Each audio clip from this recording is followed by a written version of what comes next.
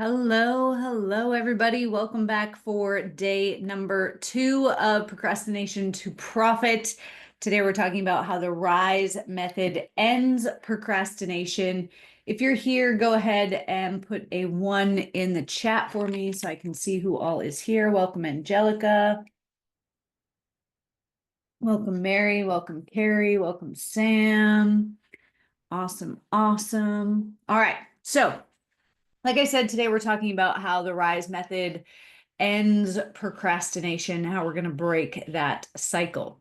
So the goal for today is by the end of today, you're going to understand why the tools and strategies you've been using have been giving you inconsistent results. They're hit and miss. Sometimes they work, sometimes they don't. And we're going to talk about how the RISE method will change your future. So our agenda for today, we're going to review the grand prize and how you can score points. We're going to look at today's leaderboard. We're going to talk about why willpower doesn't create change, why manifestation techniques you've been taught are creating inconsistent results, and then we'll look at the RISE method before we head to VIP and look at your second task. So a reminder of the grand prize, whoever has the most number of points come Thursday midnight Eastern time, you're going to get a 3-month coaching package with me. This means you and I are meeting every single week for 12 weeks, and we are working on clearing out your emotional baggage, your trauma. I'm taking you through the RISE method so you'll have a better understanding of what that means today. You're going to get 3 months access to the All Access Pass, and you'll get VIP to our June challenge, or our July challenge, sorry. If you were to buy each of these 3 aspects individually, it would cost you $7,852. The person with the second most points come midnight Eastern time on Thursday is going to get 3 months access to the All Access Pass and VIP to our July challenge, which would cost you $352. And then third place will get VIP to our July challenge, which is $88. So how do you get points? You go into the school community, go to the classroom tab along the top, find the Procrastination to Profit 5-day challenge, and you will see there is 7 pre-event tasks. You need to comment on each of those 7 videos, 1 point for a comment on each of those videos. There is a pre-game event that you can comment on for another point. And then yesterday we had day 1. So commenting on that day 1 post and sharing the answers to the day 1 tasks is going to get you another point.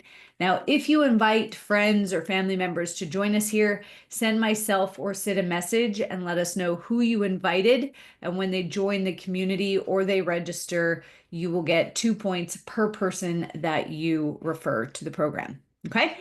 So you're going to be like, Joanna, you are going to comment, and you'll know that your point has been counted when I like your comment. If I haven't liked it yet, that means we haven't counted it. I go in once a day and tally up the points. So let's take a look at today's leaderboard. We've got 4 people in first place. So just so you know, if we do end up having a tie for first place come the end of the week, we will do a draw for who gets the 3-month coaching package, and then we'll offer something to the others. So right now we've got Michael, Robin, Sonia, and Mary in that first place position. Second place, we've got Carrie, Dusty, and Sam. Third, we've got Amanda and Toby. Fourth is Kara. Fifth is Scott, Melvin, Shelley. And sixth is, in last place, we've got Brian, Omar, Angelina, and Tariana. So that is where we are sitting. So quick refresher from what we talked about yesterday. We talked about how procrastination is not actually the problem. It is what we consider the presenting problem. It's basically like the symptom or the sign of a much deeper problem. And what we need to look at to truly break the cycle of procrastination or any other self-sabotage pattern that you have is we need to look at the thoughts, we need to look at your belief systems, we need to look at your identities, and we need to look at your core childhood wounds. We went in depth on each of those 4 yesterday, talking about specific examples that could be creating your procrastination. And tomorrow we're going to talk about how all of these create a nervous system that is addicted to stress. Okay? So today we're going to start off looking at why the tools that you have been using are creating inconsistent results. Okay. So how many of you, give me a 2 in the chat, have heard something like this? You need more willpower, or maybe you've been told self-discipline. Either way, you need more willpower, you need more self-discipline. That's why you're not hitting your goals. You need to take this more seriously. Okay. So if we were to put willpower on a graph where we looked at the amount of willpower on one side against the time of day, it would look like this. So we start with a quote unquote full tank. I want you to imagine your willpower as like you have a gas tank of willpower, and you should be starting your day with a full tank. We'll talk about why some of you might not be starting with a full tank, but ideally we're starting with a full tank of willpower. Now, every single decision that you make, regardless of how big or small that decision is, you use up some of your willpower. So go ahead, tell me in the chat, how many times do you hit the snooze button in the morning? How many times do you hit the snooze button? Never? Awesome. Okay. What else have we got? How many times are you hitting snooze? The average American hits about 3 times. I have heard up to 10 before. Okay. So each time you're hitting the snooze button, that's a decision that you're making. And the time that you finally decide to get up, that's another decision. So you might not even be spending or you waking up, getting out of bed with a full tank of willpower because you've already used some, right? And then you have to decide what to wear and makeup and hair and food and all of that.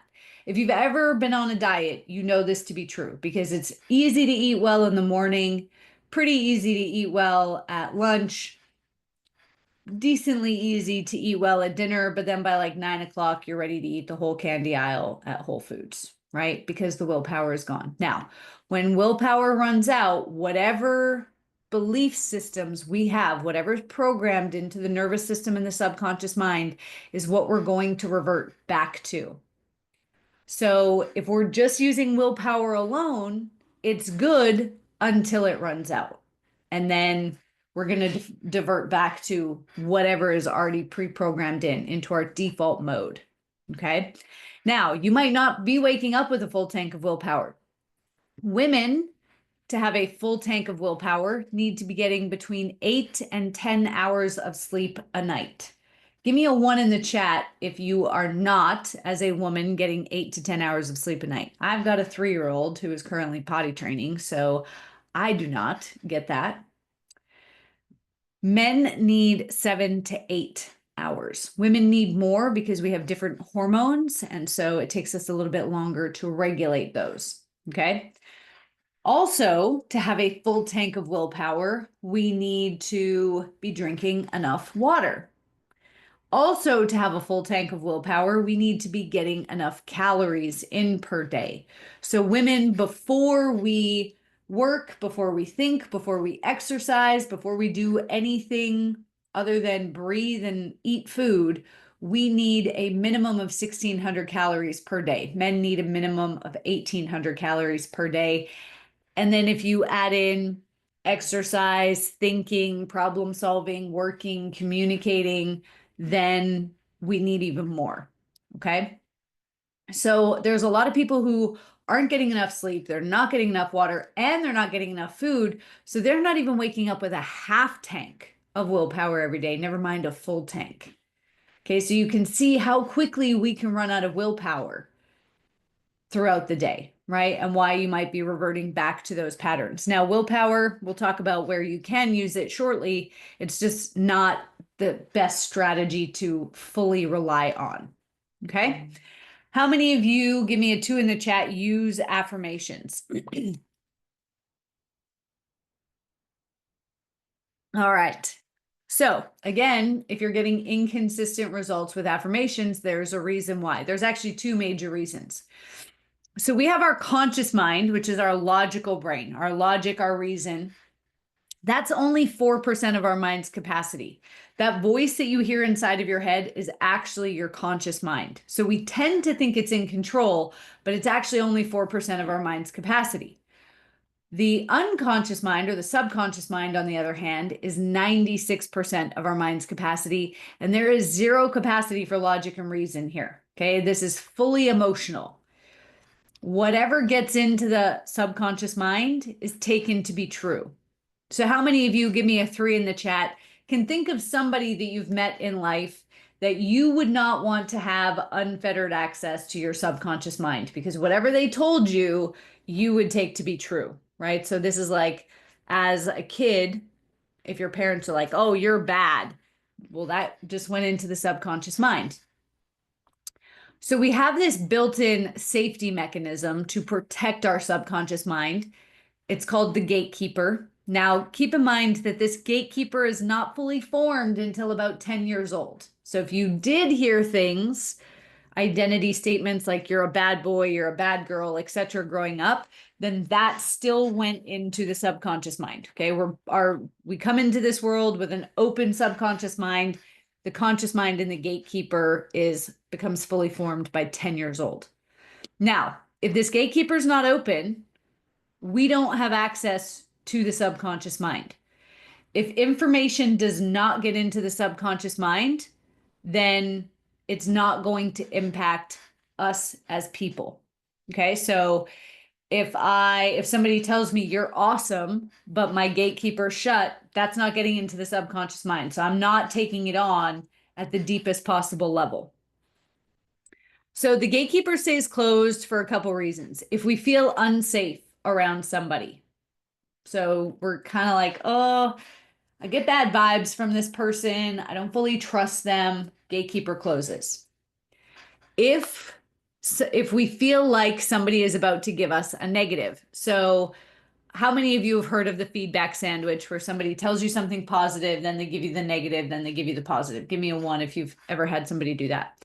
I had a roommate when I lived in Australia who the only time she would say something positive is when there was a negative coming after. So she'd be like, oh, you look really pretty today. And I'd be like, what's coming? Like, she would only say nice things to me if there was a negative coming after it, right? So those types of people, our gatekeeper automatically closes. The minute somebody says but, so if somebody's like, you are awesome, but it really annoys me when you do this, gatekeeper closes, because we know there's a negative coming. Okay.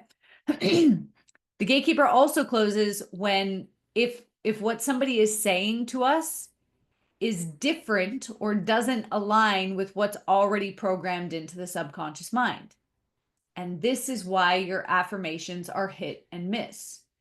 Because if you're standing here saying something like, I am a millionaire, but you have like $5 left in your bank account, you know you're not a millionaire, you live in scarcity, you have a lot of scarcity beliefs, your affirmations are going to bounce off of the gatekeeper and just go right back out into the Netherlands, into the nether regions of the universe. Okay. So we used to have a mentor, Sid and I, who told everybody every day, I want you to get up and say, I am a millionaire. Well, we didn't have $1 million. And most of the people who were also in this program, excuse me, they definitely didn't have $1 million. And so that affirmation was just bouncing off. Now, there might be some times where it sneaks through, but if your affirmations don't align with what you already believe to be true about yourself, they'll bounce off. Okay, that's reason number 1 why affirmations are inconsistent. The second reason why affirmations are inconsistent is because our nervous system and our subconscious mind don't respond to words. Words are a logical brain thing. What our nervous system and our subconscious mind know, what they understand, how they communicate, is feelings. So give me a 2 if you do a gratitude practice. So you're writing down how things that you're grateful for. So those of you who do a gratitude practice, give me A 3, if when you're writing down what you're grateful for, you're actually being present with the emotion of gratitude.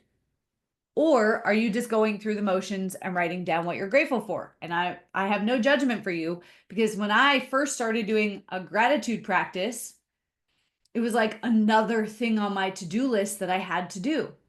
Right? There would be nights where my head would hit the pillow and I'd be like, dang it, I forgot to do my gratitude. So I'd be getting up and I'd get my paper, I'd get my pen, be like, here's what I'm grateful for today. Well, that's not going to do anything to reprogram my subconscious mind or my nervous system, because I'm not actually feeling grateful. Now I'm feeling annoyed at those things. Right? So with affirmations, if you're not feeling abundant when you're talking about how money flows easily to you, it's not going to change it. If you're not feeling safe when you talk about money, if every time the conversation of money comes up, give me a 1 if every time the conversation of money comes up, you have like a little, like this little, whether it's tenseness or fear or anxiety. So as long as that's the feeling that's coming up when you're talking about money, your subconscious mind goes, money creates anxiety. So, well, we don't want it. Because if we had more of it, that would be more anxiety, right? So what we need to do is we need to use feelings over affirmations to reprogram our nervous system if we want more consistent results. Okay. One of my very first coaches ever at the beginning of my healing journey was like, I want you, I really didn't like myself at this point in time. And she said, I want you to look in the mirror every day and tell yourself that you love yourself. And I'd stand there going, I love you. Love you. But I was like so annoyed, right? And I didn't feel love for myself. So I'm doing it for like 6 months and I'm like, nothing in my life is changing. Affirmations are BS. And now I know why nothing was actually changing in my life. Give me a 2 if this is like an aha moment for you, like, oh, well, no wonder I'm not creating what I want, regardless of how many times I do affirmations. I had a meeting with somebody a couple weeks ago who was spending 5 hours a day on affirmations between writing them and saying them. And she was like, well, I I manifested $50,000 once, but I haven't been able to do anything since. And I'm like, because it's not the words that matter. It's the feelings behind the words. Okay. And if you're spending 5 hours a day on affirmations, that 5 hours, you're probably not in the feeling of what you're writing down, especially when you've got kids and you've got work and you've got life to live. Okay. And then how many of you, give me a 3 in the chat, have read manifestation books, Law of Attraction, The Secret, you do the tools, but results aren't so consistent. So let's talk about why. Okay, let's talk about why that's not so consistent for you. So I've done a lot of manifestation work, a lot of law of attraction work. I've spent thousands of dollars on all sorts of manifestation and energy and embodiment coaches.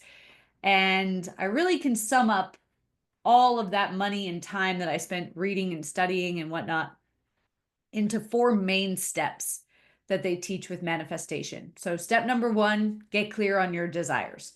Step number 2, stay in high vibe energy. Step number 3, take aligned action. Step number 4, receive your desire. Let's talk about why each of these can be a problem for the nervous system. How many of you, so step number 1, we're told get clear on your desires. How many of you hate goal setting? Give me a 1. You hate goal setting because it is hard for you to get clear on what you specifically want. So this is one of the number 1 things that I hear when we run our VIP days, when we run our monthly goal setting sessions for those in the all access passes. They're like, I hate goal setting because I can't get clear on what I want. I don't know what I want. Okay. So the majority of people spend 70% or more of their time in survival mode. Okay, and we're going to talk more about survival mode tomorrow. But there are 4 states that we can be in survival mode: fight, flight, freeze, and fawn. So in these states, the body believes that a bear or a lion is chasing it at that moment. Okay? And if a bear is chasing you, what are you going to be focused on? Put in the chat. If a bear is chasing you right now, what are you going to be focused on? Safety. Right.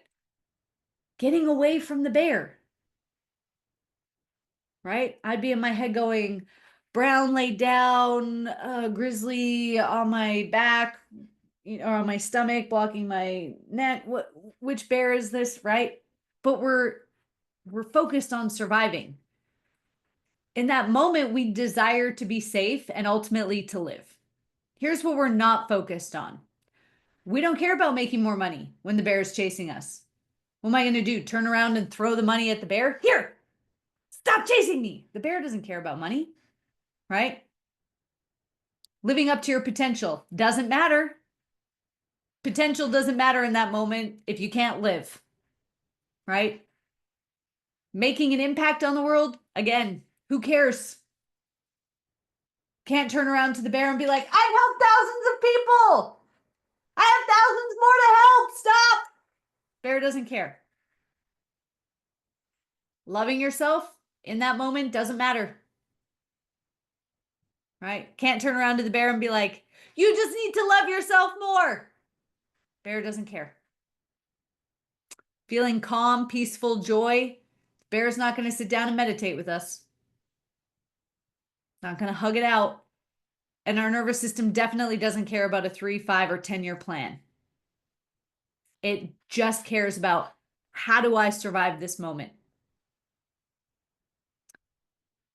So those of you who have challenges figuring out what your goals are, give me a 2 if you have ever identified as a people pleaser.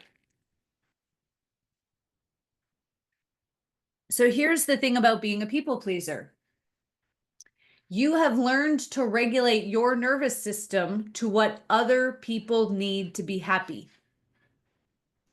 You have completely disconnected from yourself, from your own desires, from what makes you happy, from what helps you have peace.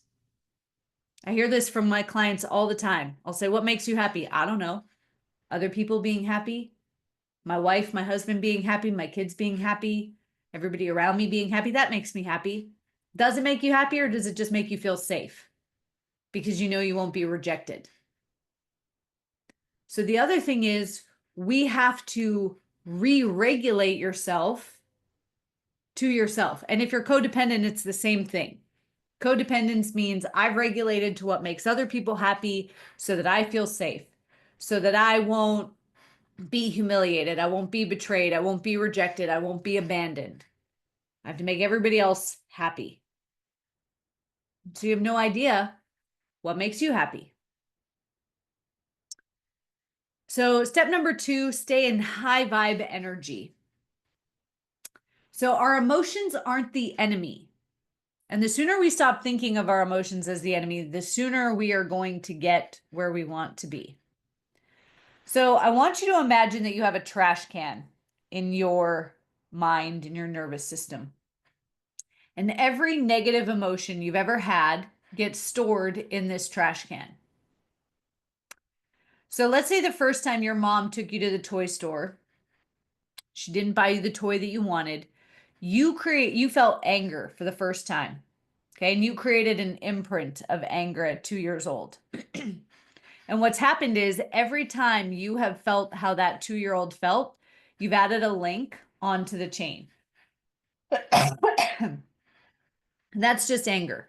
And by the way, every time you add a link onto the chain, you're adding to that trash can. And this chain can go for as many times as you've ever felt angry in your life. And then we have fear. Maybe you first felt that at 1. Every time you felt how that 1-year-old felt, you added a link onto the chain. And then we have sadness. Maybe you first felt that at 3. And every time you felt how the 3-year-old felt, you added a link onto the chain. And then guilt and shame. Maybe you first felt that at 7. And every time you felt how that 7-year-old felt, you added a link onto the chain. So for most people, their bucket is not just full, it's overflowing before they even hit 18 years old. Now, there's a couple things that we know. These ages that we were when the imprints were first created, part of our psyche gets stuck at that age. So part of our mindset gets stuck at that age. Road rage is not how a grown adult responds to sitting in traffic. That's the 2-year-old throwing a temper tantrum for not getting what they wanted. The other thing that we know is that the longer that you carry this full bucket, the heavier it gets. This is what we call allostatic load. The longer you carry it, the heavier it gets. So on the weekend, we did a 13-mile hike, hiked up 3,800 feet of elevation gain. I was carrying our 30-year-old, or our 30-pound, not 30-year-old, 30-pound 3-year-old on my back. Do you think he felt heavier at the bottom of the mountain when we were first starting the hike, or by the time we got to the top, which took us 5.5 hours? Did he feel heavier at the beginning of the hike or 5.5 hours in, do you think? 5.5 hours in, right? And then did he feel heavier 5.5 hours in or 9 hours in when we finally got back down to the bottom of the mountain, back to our car? 9 hours in, right? So the longer we carry this, the more likely it is to make us sick. So what we know now is that 70% or more of chronic health conditions, whether it's mental health conditions like anxiety, depression, bipolar, borderline personality disorder, or whether it's a physical health condition like type 2 diabetes, fibromyalgia, liver disease, cancer, heart murmurs, sleep apnea, Crohn's disease, arthritis, etc., those are caused by the body having too much stress. And one of the major stressors is how long and how much emotional baggage we are carrying around. Every single one of those conditions I just mentioned, from cancer to fibromyalgia to bipolar to borderline personality disorder, we have had clients miraculously heal from as a result of emptying out this bucket. Okay?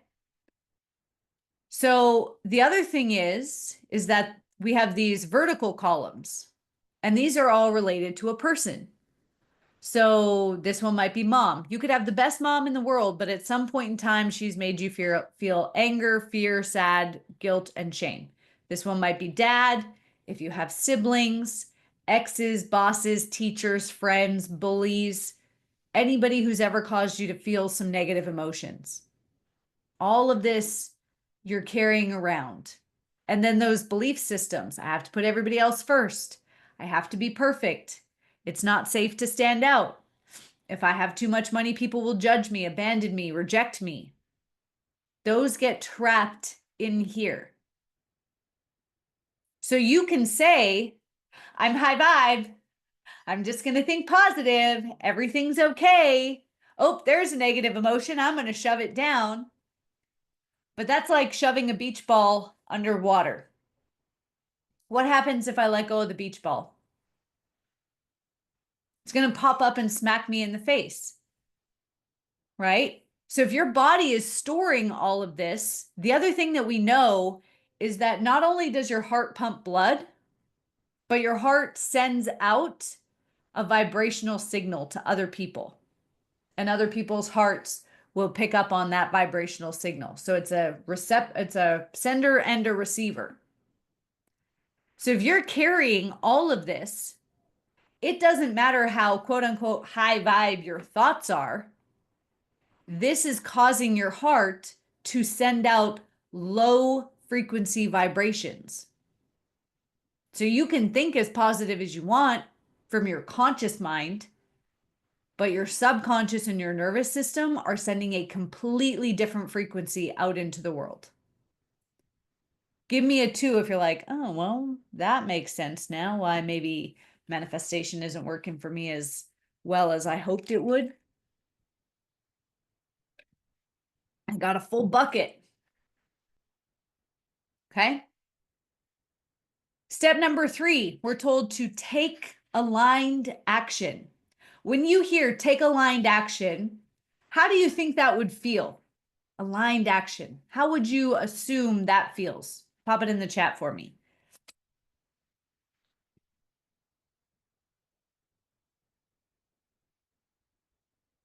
How would you, when you hear aligned action, how do you think that's going to feel?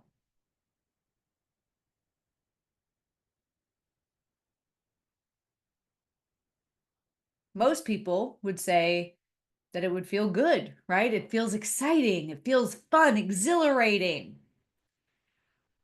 So we've got this thing called the comfort zone. I'm sure you've all heard of it. The thing about the comfort zone is that for most people, it's not comfortable. Everywhere, if you took a look at your life right now, from your finances to your health to your relationships, everything that you have in life right now is a reflection of your comfort zone, where your nervous system feels safe. For a long time, my comfort zone meant financially living paycheck to paycheck. That's not so comfortable. So I don't really like the term comfort zone. I'm using it because that's what most people know. I prefer the term familiar zone. Okay. Now, when we step out of this comfort zone or this familiar zone, we go out here to the panic zone. Heart starts to race, butterflies in our stomach, breathing speeds up, palms get sweaty. Okay. Most people describe that as anxiety.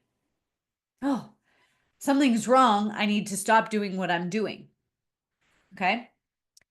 Now, here's the thing, for you to get what you've never had, you have to do something you've never done, which means you're going to have to leave your comfort zone, which means you're going to move into your panic zone.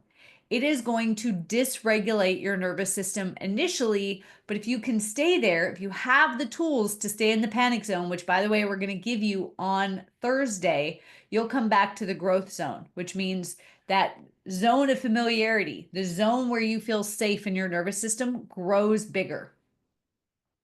Okay. But you have to overcome the panic zone first. So anything outside of your comfort zone is dysregulate your nervous system, which means it's going to feel uncomfortable.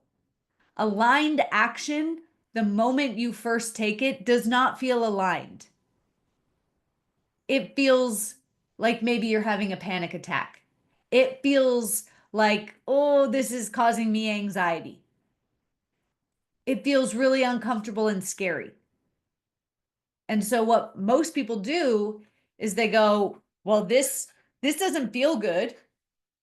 Putting out a social media post with my face in it doesn't feel good. So I'm going to stop doing it, because if it was supposed to be what I was doing, it would feel good, because it's supposed to be aligned action. Okay. And then step number 4 that we're told is receive your desire. For most people, receiving isn't safe. So if I was to give you a random compliment just out of nowhere, Mary, you look beautiful today. Richard, great to have you here. I love your energy. Michael, you're awesome. You're a great human. If I was just to randomly give you a compliment, would you be more likely to say thank you, or would you rush to say something back to me? Right? Number 1 or number 2? Would you rush to say, oh, thank you, you're awesome too? Right? And what if we were to meet up for a coffee at a local coffee house, and I was like, you know what, Carrie, I got your coffee today. Aaron, it's on me. I'm buying. Again, would you say number 1, thank you, or number 2, no, you don't have to do that? Or would you say something like number 2, oh, well, I got the next round then? So if you are somebody who they're like, oh, I love your hair. Oh, I washed it. I love your shirt. Oh, this, It was on sale for $5, right? If you do things like that, you've actually been programmed, and you're programming your nervous system to believe that receiving isn't safe. Now, there's a reason. Receiving doesn't feel safe because you're not in control. You're not in control of what you get. You're not in control of how you get it or when you get it. When somebody gives you anything, money, a compliment, love, a gift, the only thing you're in control of is how you receive it. That's it. You're not in control of any other part of it. And if the things you've received in the past have been unsafe, then you're very cautious about receiving.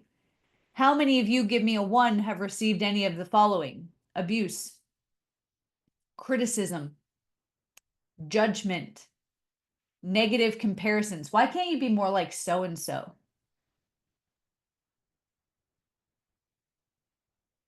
Or receiving in the past came with ultimatums.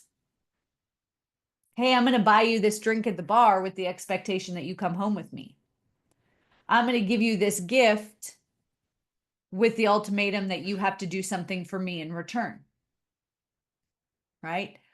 So when we've received a lot of negative stuff, or it's come with strings and ultimatums, receiving doesn't feel safe. And if we can't receive a compliment or a small gift, then we're blocking ourselves from receiving bigger things like love, $10,000 months, $100,000 months, right? So it doesn't feel safe to receive. We're going to stop ourselves from receiving. So are affirmations, willpower, and manifesting useless? No. They can be part of your system. They're just not where we should start. And on Thursday, we're going to talk more about where we need to start. Okay. So where should you start? With the RISE method. And I'm going to give you specific tools on Thursday.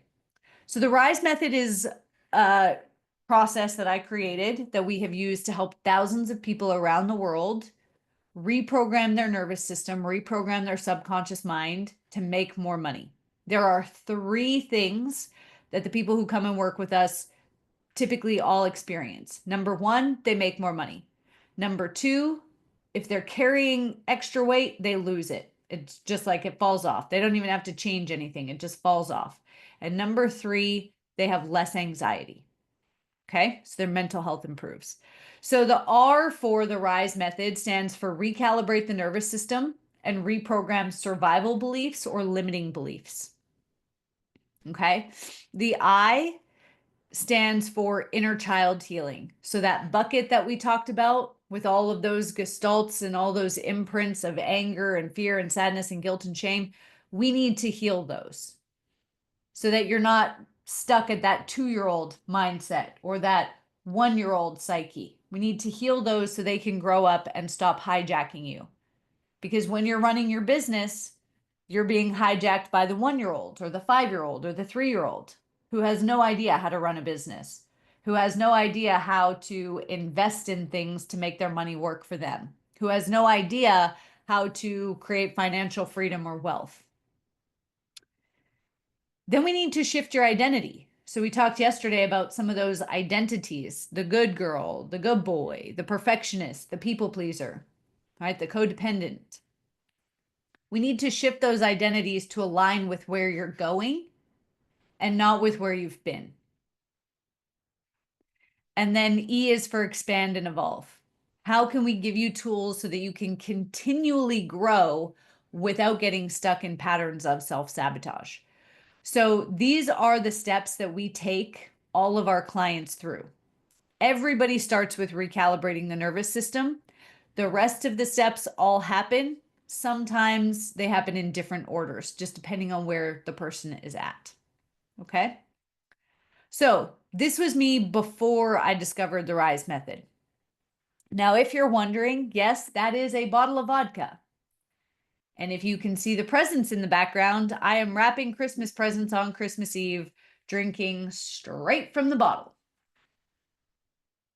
Okay, that was my life. I was living paycheck to paycheck.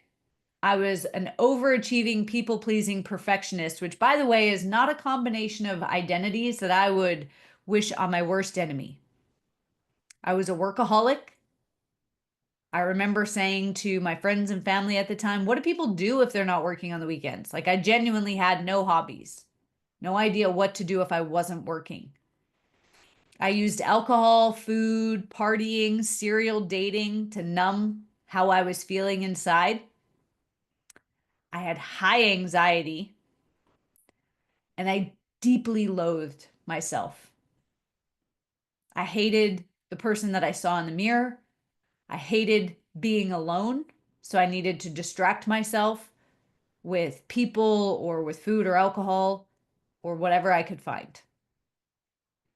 After the RISE method, my life is completely different.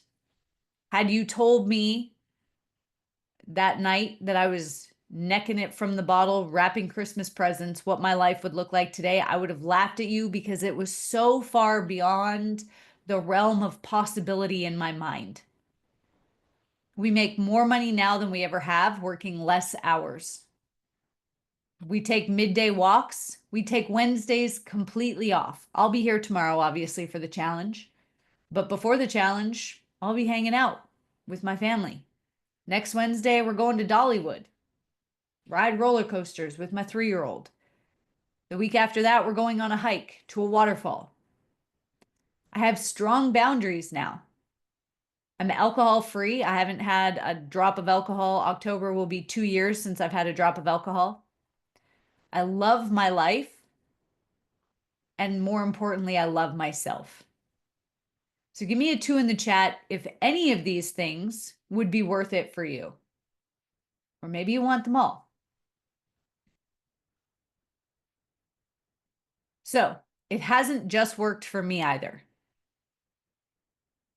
This person was able to break out of spirals quickly after going through the RISE method and having these tools so that they could get their motivation back and begin projects that they had been putting off for months.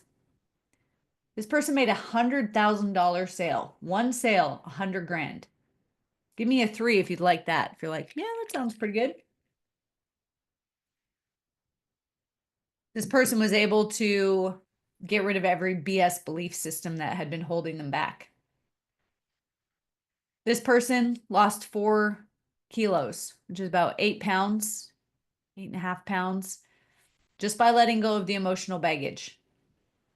And this person let go of 6 pounds without changing a thing about their diet and exercise. This person had their first $10,000 week. Life gets pretty magical, pretty amazing. You might sell your packages for more than you ever thought was possible. And more importantly, reclaim your voice, your truth, and your power. Or have an $8,000 day. So tomorrow we are going to talk deep. We're going to dive deep into the nervous system. I want you to really understand how your nervous system is creating these patterns of self-sabotage and procrastination. And by the end of tomorrow, you'll see exactly how it's playing out in your life. Okay? If you've not yet joined us in VIP, I would love to have you join us. Here's what you're going to get. In June, we will be running a VIP day, so a 4-hour workshop where we sit down with you and help you map out a specific action plan to help you hit a 90-day goal. You're going to get 1 hour of VIP coaching and support after every session. So those of you in VIP, when we finish up here, we'll go jump on the VIP link and you'll get personalized support about what we've talked about today. Tomorrow at 3:30, before we hop on to the main challenge session, you'll be able to hop on with me for 15 minutes and ask any questions that might be coming up for you. You're going to also get VIP to our July challenge. When you come back, you're going to hear things differently. You're going to have moved forward in whatever your goals are. So we'll be able to apply the tools to that. You're also going to get replays of our Momentum Mastery Meditation series, our Fearless Mastery Masterclass and exercise, our Complete Confidence Masterclass, our 6-figure money mindset course, our 6-figure energetics course. I'm going to mail you a copy of my book called Stop Being a Selfish Bitch. You're going to get a 3-month scholarship to our all access pass, which walks you through the RISE method of transformation and gives you guided exercises, guided hypnosis tracks, everything like that. And 3 months of Voxer support, where you, as you're implementing these tools and going through the all access pass, you can reach out, ask questions, and get support. One thing we are going to add on for those in VIP this time around is after the challenge, you will get a 30-minute mini hypnosis session with me. So we can go in and we can clear out a limiting belief or an emotion that is most holding you back. Okay, Sid has put the link to that in the chat for you. It's only $88 to join us, and this is everything that you get. Okay. So your action tasks for today are to, if you haven't already, go into the school community, complete the pre-task exercises, and then you're going to answer these questions.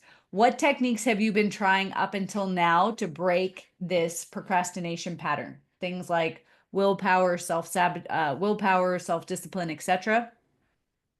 What did you discover in today's session that's going to help you make a transformation in the future? And then on a scale of 1 to 10, 1 being not very committed, 10 being all in, how committed are you to doing something different in the future to break this pattern? Okay. Now, how many of you, give me a 1 in the chat, would like a bonus training session with me tomorrow, where I'm going to share something that I very rarely share about this journey? So if you'd like a bonus session with me tomorrow, it will be at 6 p.m. Eastern, right after we finish the VIP. All you have to do to get an invite is go to this link and fill out this questionnaire. You can scan the QR code, or Sid has put the link in the chat for you there. We will also put the questionnaire link into the school community, and we'll be emailing it out to you later today. But all you have to do is fill out that questionnaire, and we will send you an invite to this special bonus session. Okay, so that's it for today's training. If you have not joined us in VIP, make sure that you do. As soon as you join, you will get sent the link to join us in today's VIP session. Those of you who are already in VIP, we're going to head on over to the VIP link. You should have just received the email, and we will drop it in Boxer for you to join us there as well. Have an amazing evening, and I will see everybody either in VIP or tomorrow.